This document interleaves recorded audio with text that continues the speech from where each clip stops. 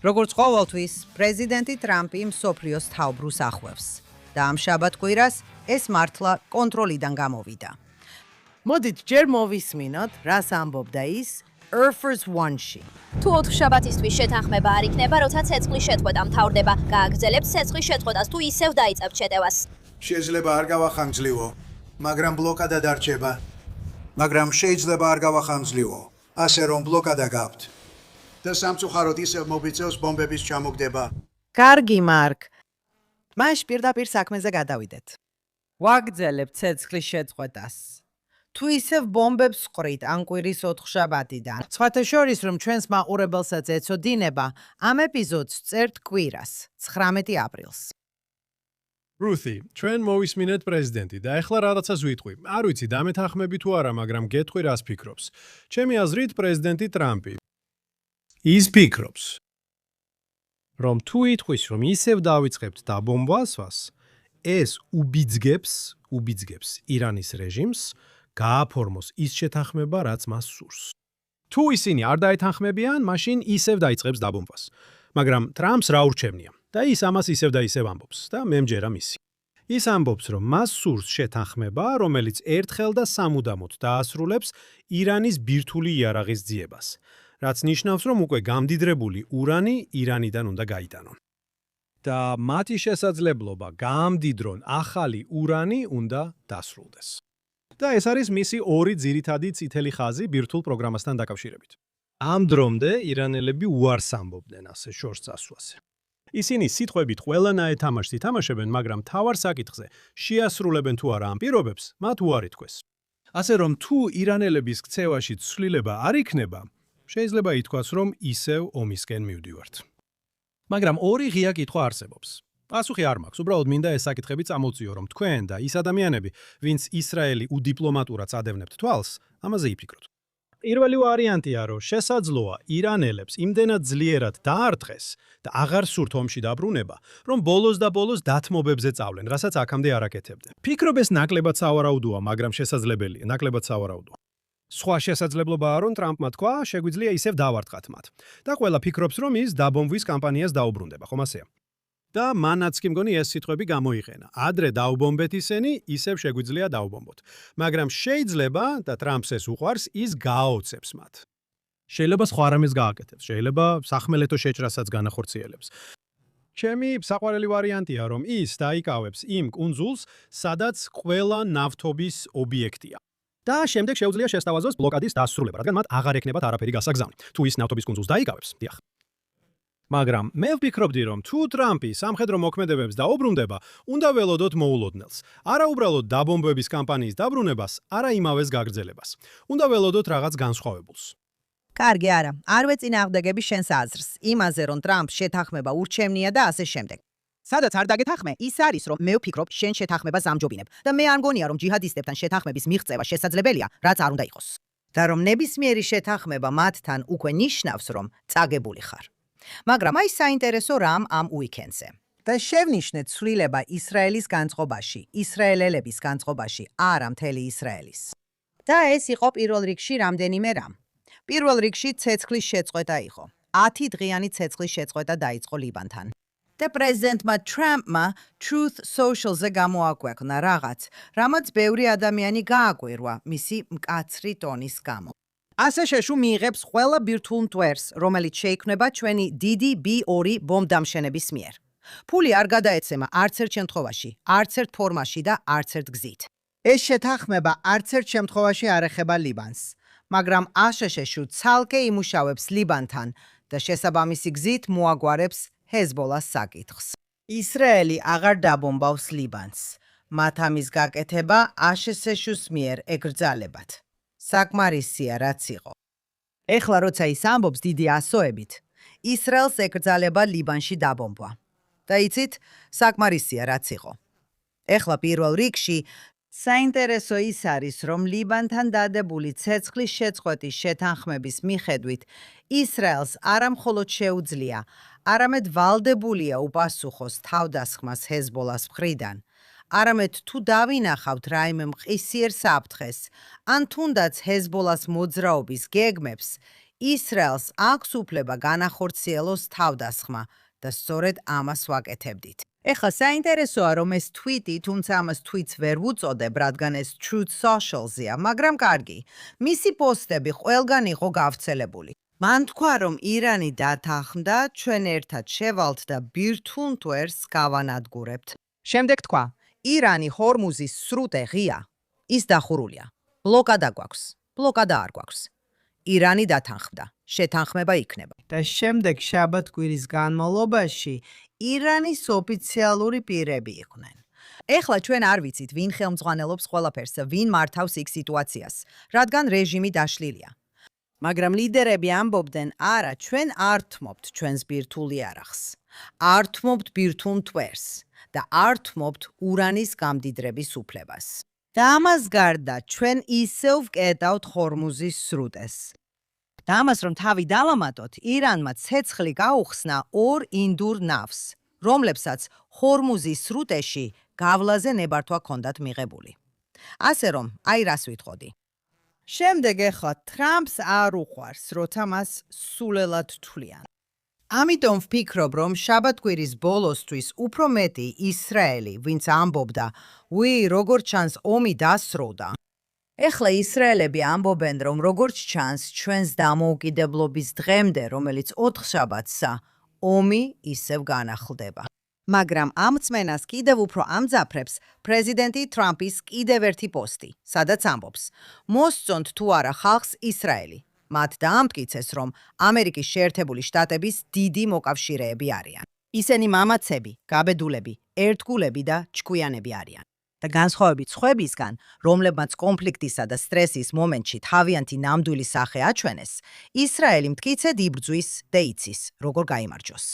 მან ასევე გამოაქვეყნა პატარა ვიდეო ირანიდან, სადაც წერია, პრეზიდენტო ტრამპ, გთხოვთ დაგვეხმარეთ.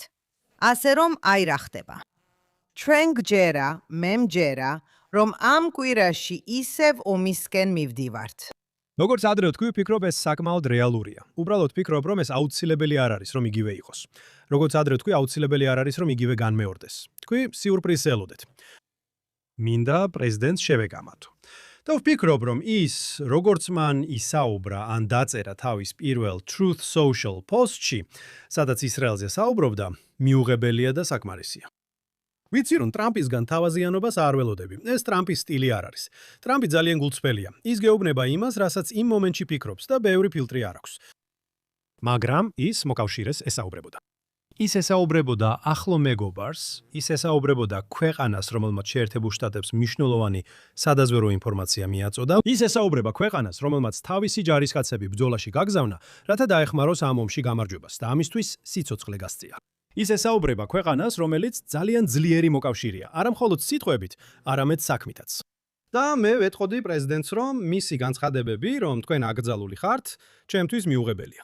ეხლა მას შეუძლია რთული საუბარი კონდეს ნეთანიაჰუსთან. შეუძლია უთხრას ნეთანიაჰუს, რომ უნდა შეწყვიტოს. ეხლა მე ვცდილობ უფრო დიდ საკითხზე გადავიდე. მაგრამ საჯაროდ მე ვთვლი, რომ ეს სიტყვები გადაჭარბებული იყო და არ მომეწონა. და ვფიქრობ, რომ ეს უმეტეს ისრაელელებსაც არ მოეწონათ. ამან ნეთანიაჰუს პოლიტიკურ მტრებსაც იცით სალაპარაკო მისცა. იცით, მათ შეეძლოთ ეთქვათ, ნახეთ, ის უბრალოდ მარიონეტია სხვის ხელში. ის დამოუკიდებელი არ არის. ისრაელში იგივე ადამიანები, რომლებიც ნეთანიაჰუს ბაიდენთან დაპირისპირების გამო გაბრაზდნენ, ეხლა უწევ მას სულელად მოიხსენიებდნენ. დიახ, ნეთანიაჰუ სულელია, რადგან ის უბრალოდ აკეთებს იმას, რაც ტრამპს სურდა. ეხლა პირველ რიგში ვფიქრობ, არსებული ვითარების გათვალისწინებით, ისრაელის პრემიერ-მინისტრმა ყველაფერი უნდა გააკეთოს, რომ ამერიკის პრეზიდენტი კმაყოფილი იყოს. დიახ, ვფიქრობ, ეს სტრატეგიული უპირატესობაა, რადგან ჩვენ ვართ მთავარი მებრძოლები ირანის, ბირთვული საკითხისა და სხვა პრობლემების წინააღმდეგ. როგორც წარსულში ამ პოდკასტში ვთქვით, პრიორიტეტები უნდა დააყენო.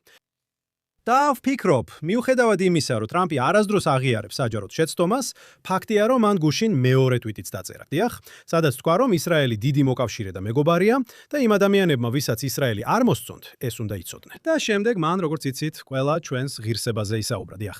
და ისრაელები იბრძვიან და სურთ ეს მოიგონ. ისინი, როგორც იცით, კარგი მიცით, კარგი მოკავშირეები არიან და ასე შემდეგ. ეს ტრამპის გზა უკან დახევის. ის არ ამბობს, იცით, ბოდიშს არ ეხდის იმისთვის, რომ სახეში შეგაფურთხა. შეიძლება ეს მარკ რეგიევისთვის ძალიან მკაცრია, მაგრამ ის ასე არ აკეთებს, მაგრამ მეორე დღეს რაღაც კარგს ამბობს შენზე და მე ყველაფერი ავიცვლებად. დიახ. ეხლა სიმართლე რო ვთქვათ, მე უბრალოდ მოვისმინე, რას ამბობდა კამალა ჰარისი, დიახ, ისრაელზე. და ჩვენ ძალიან გაგვიმართლა, დიახ, რომ ისრაელის პერსპექტივიდან ტრამპი თეთრ სახშია და არა კამალა ჰარისი. რადგან როგორც ის საუბრობს, ალბათ ეს დემოკრატიული პარტიის პოლიტიკის რეალობებია. და დღეს დემოკრატიულ პრაიმერში მოსაგებად ასე უნდა ილაპარაკო. მაგრამ რასაც ის დღეს ამბობს, ისრაელელებისთვის ძალიან რთული. და კიდევ ერთხელ, პრეზიდენტ ტრამპთან ერთად თავისი ნაკლოვანებებით, როგორც ავსტრალიაში, სადაც მე გავიზარდებით ხოდით, არ ვიცი, ნიუ-იორკში, სადაც შენ გაიზარდე, გაქვს თუ არა მსგავსი რამ, დიახ. ჩვენ ვამბობთ ყველაფრით, როგორც არის, დიახ, ტრამპი, რომელმაც ირანის ბირთვულ პროგრამას ასე მიუდგა და ის მხარდაჭერა, რაც მან ისრაელს გაუწია. ეს უბრალოდ საოცარი შვებაა. და ვფიქრობ, როცა პრემიერ-მინისტრი ნეთანიაჰუ ამბობს, რომ თეთრ სახში ასეთი კარგი მეგობარი არასდროს ყოლია, დიახ, ვფიქრობ, ეს ნამდვილად სიმართლეა. და ვფიქრობ, ბევრ ადამიანს ისრაელში, რომლებიც აუცილებლად ნეთანიაჰუს მხარდამჭერები არ არიან, ასევე დაეთანხმებიან. ესეთი კარგი მეგობარი თეთრ სახში არასდროს ყოლია. უბრალოდ ვისურვებდი, რომ მისი ყველა განცხადება ყოველთვის ამას ასახავდეს. აბსოლუტურად. სხვათა შორის, რაც შეეხება კამალა ჰარის, პირველ რიგში ის სულელია და სირცხვილია და ყოველთვის ასეთი იყო. საქმე მხოლოდ ის კი არაა, რომ საბედნიეროდ ის თეთრ სახში არ არის. ის თავიდანვე ისრაელის წინააღმდეგ იყო განწყობილი. ის ნამდვილად ასეა. მან ბოიკოტი გამოუცხადა ბენიამინ ნეთანიაჰუს, როცა ის ვაშინგტონში ჩავიდა. ასე რომ როგორც ხედავთ, ის პრეზიდენტად რომ გამხდარიყო, კატასტროფა იქნებოდა. და თუ ის ისევ აპირებს კენჭისყრაში მონაწილეობას, იცით რა, იმედი მაქვს, რომ ასე იქნება. რადგან თუ ასეა, ნებისმიერ რესპუბლიკელს უნდა შეეძლოს მისი დამარცხება. ეს სხვა თემაა, ეს უბრალოდ შენიშვნა. რაც თქვი ნეთანიაჰუს მოწინააღმდეგეებზე, რომ ყველა გახარებულია, იცი რამდენმა ადამიანმა ვიღაცა მომწერა და მითხრა: ჰა, ხომ ხედავ, გითხარი, რომ ტრამპს მხოლოდ საკუთარი თავი აინტერესებს. არა მსოფლიო, არა ისრაელი, არა ომი. და ვიღაცამ ჩამიტარა ინტერვიუ და მითხრა: ოხ, ეხლა რა სიტყვი, როცა შენი კარგი მეგობარი ტრამპი თეთრ სახშია. ესეთი ტონია ხო გესმის? შენი კარგი მეგობარი შენს წინააღმდეგ გიბრუნდება. ეხლა აი რა არის საქმე. ან ამერიკელი ხარ, ან ისრაელელი. ან დასავლეთში ხარ და მხარს უჭერ ჯიჰადისტური გლობალი ჯიჰადისტალური ჯიჰადის დამარცხებას და მხარს უჭერ თეირანში ბოროტი რეჟიმის დამარცხებას, ან არა. და თუ ასეა, მაშინ რა აზრი აქვს იმის თქმას, საქმეები ცუდად მიდის. არ გადარდებს დასავლური ცივილიზაცია, არ გადარდებს შენი საკუთარი ქვეყანა, იქნები ისრაელელი თუ ამერიკელი. ან, კარგი, ევროპაზე არც კი ვისაუბრებ. იმიტომ რომ იცი, ჩემთვის როგორც ჩანს, ევროპა როგორც იქცევა, ვგულისხმობ ძირითადად დასავლეთ ევროპას, ესეც სირცხვილია და სამარცხვინა. მაგრამ როგორც თქვი, ეს სიხარულით ნათქვამი. ნახე, ის შენს წინააღმდეგ გიბრუნდება. რატო უნდა გაახაროს ეს ვინმე, როცა ეხლა შუა აღმოსავლეთში და მსოფლიოში გზა გასაყარზე ვდგავართ? ფიქრობ, ეს ნამდვილად საზიზღარია. რა უნდა ვთქვა? შემიძლია ვპასუხო ასე. დიახ, ისრაელი და შეერთებული შტატები ძალიან ახლო მოკავშირეები არიან, ხოლო პრემიერ-მინისტრსა და პრეზიდენტს ძალიან კარგი პირადი ურთიერთობები აქვთ. მათ შორის ურთიერთპატივისცემა აშკარაა. მაგრამ იმის ვარაუდი, რომ ისინი არაფერზე არასდროს იჭხუბებენ, რა თქმა უნდა, აბსურდულია. გულისხმობ იმას, რომ ცოლქმრები, რომლებიც ძალიან უყვართ ერთმანეთი და 30 წელი ერთად ცხოვრობენ, უბრალოდ საკითხებზე ვერ თანხმდებიან. იდეა, რომ ორ ქვეყანას, იცით, თუნდაც ყველაზე ახლო მოკავშირეებს, განსხვავებები არ ექნებათ, სასაცილოა. გულისხმობ იმას, რომ ვინც კი ოდნავ მაინც იცნობს ისტორიას, იცით, მეორე მსოფლიო ომის დიდი მოკავშირეები, რუზველტი და ჩერჩილი, მათ შორის უზარმაზარი კამათები იყო, ხო ასეა? და ტეჩერი და რეიგანი უზარმაზარი კამათები ჰქონდათ, ხო ასეა? ასე რომ ეს იდეა უბრალოდ სასაცილოა, რა თქმა უნდა, იქნება სფეროები, სადაც ისინი დაეთანხმებიან და არ დაეთანხმებიან ერთმანეთს. ეს პროცესის ნაწილია და სხვა რამის მოლოდინი ნიშნავს, რომ ელოდები არალოგიკურს. დიახ, ეს არ მოხდება. ამის მიუხედავად, ვფიქრობ კიდევ ერთხელ, როცა ასეთი უთანხმოებები გაქვს, როცა რუზველტსა და ჩერჩილს დიდი კამათი ჰქონდათ, იცი, ეს კულისებში ხდებოდა, ძირითადად კულისებში ხდებოდა. ეს არ იყო ის, რაც ჰიტლერისთვის ნუგეშის მიცემას ისურვებდი, ხო ასეა, რომ დასავლეთის ალიანსის ორ ლიდერს საჯარო კონფლიქტი ჰქონოდათ. და ვფიქრობ, იცი, უნდა მივიღოთ ტრამპი ისეთი როგორიც არის. ყველაფრის მიუხედავად, რაც ვთქვი, არსით ტრამპს სურდა, რომ ლიბანში ცეცხლი შეგვეცვიდა. და შეიძლება ეგონა, რომ ისრაელელებისთვის ძალიან მკაცრი და პირდაპირი გზავნილი უნდა გაეგზავნა შოკური თერაპიის სახით. შეიძლება ასე ხედავდა ამას. და ლიბანში ცეცხლის შეწყვეტა ისრაელელებისთვის რთული გადაწყვეტილებაა. და ვფიქრობ, ძირითადად თუ სწორად გავიგე ნეთანიაჰუ, ჩვენ ეს იმიტომ გავაკეთეთ, რომ ამერიკელებმა გვთხოვეს.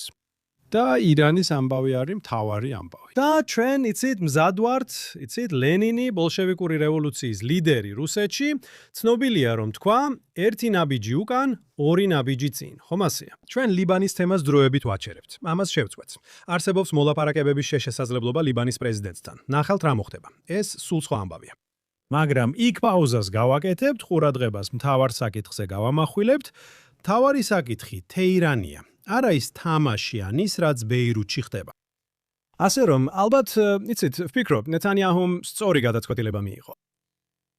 და ვითხოვდი, რომ ჩვენი მდგომარეობა ლიბანში, მიუხედავად ამჟამინდელი პაუზისა, ისევ ისაა, რომ ისრაელის ჯარები სამხრეთ ლიბანის მთელ ტერიტორიაზე არიან, სადაც მანამდე არ ვიყავით, ხომ ასეა?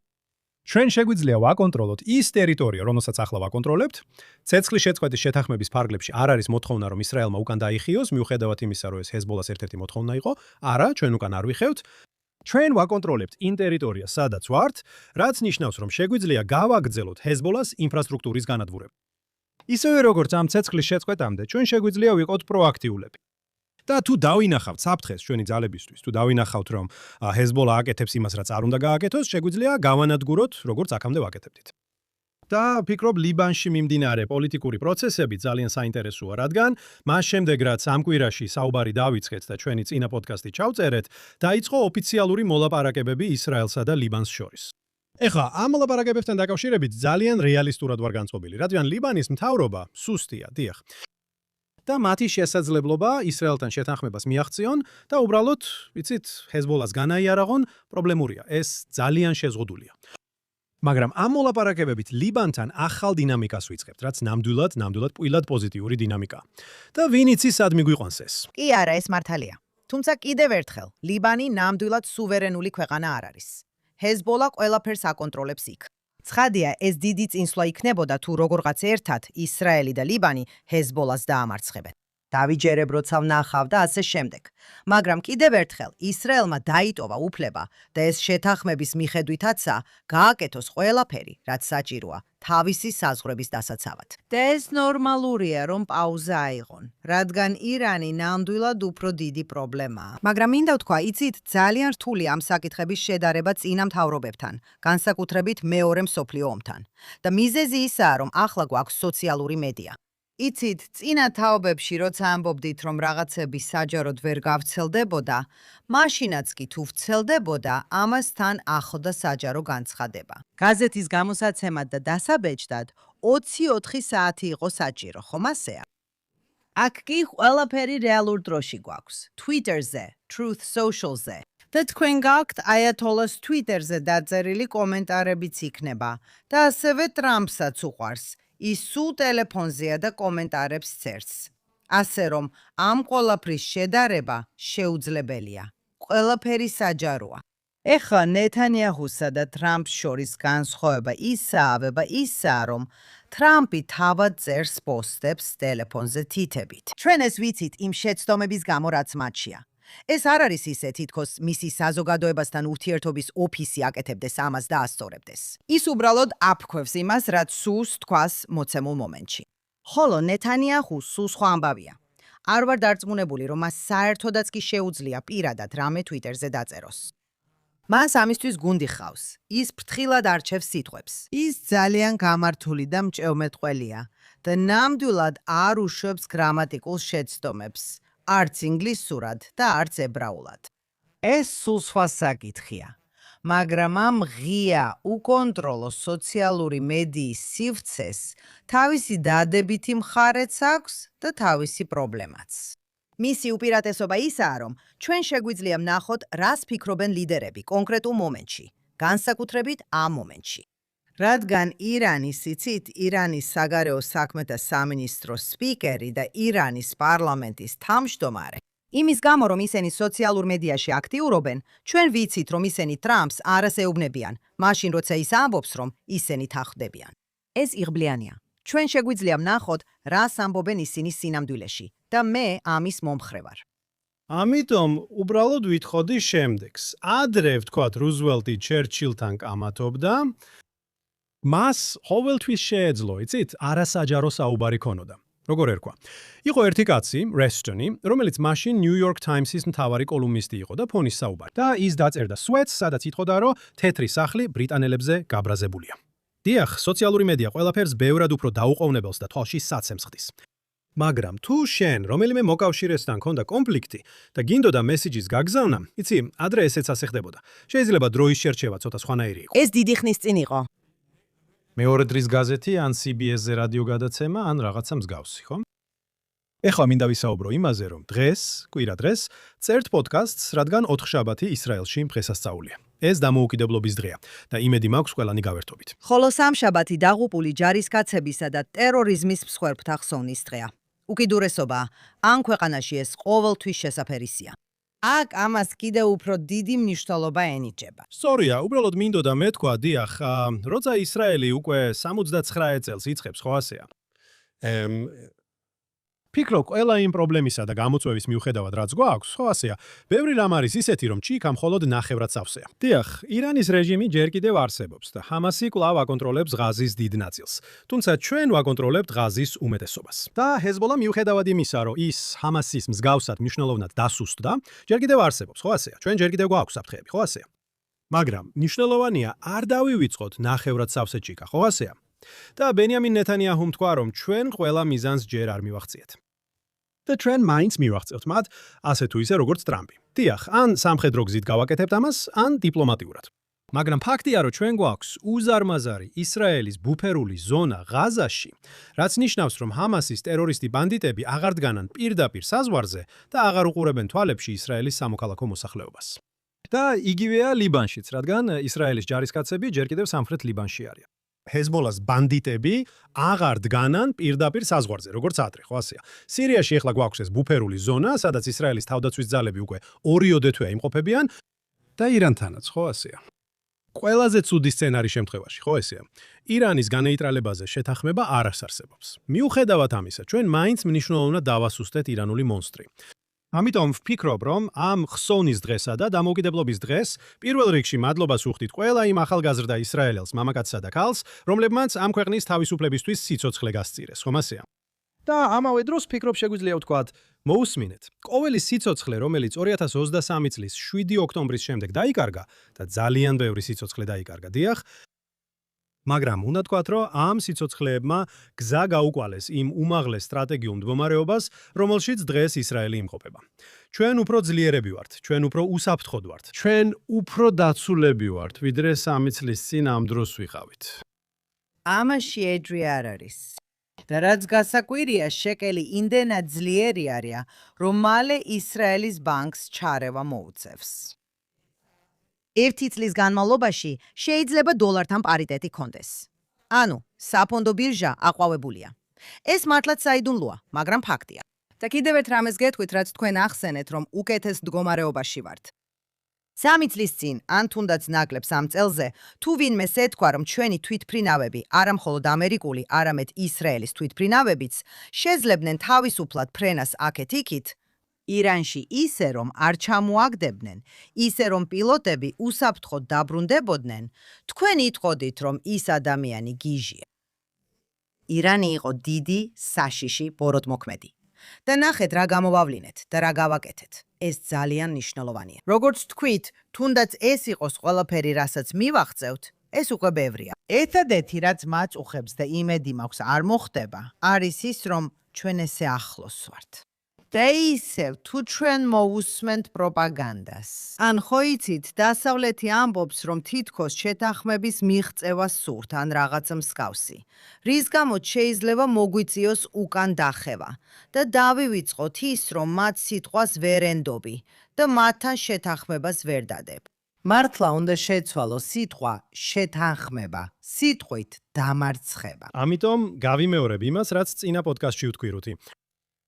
მეც მინდა ბევრი რამ უკეთესი იყოს. დიახ, მინდა ვნახო ირანის რეჟიმის დაცემა და მქონდეს კარგი ურთიერთობა თეირანთან, როგორც შახის დროს ჰქონდა.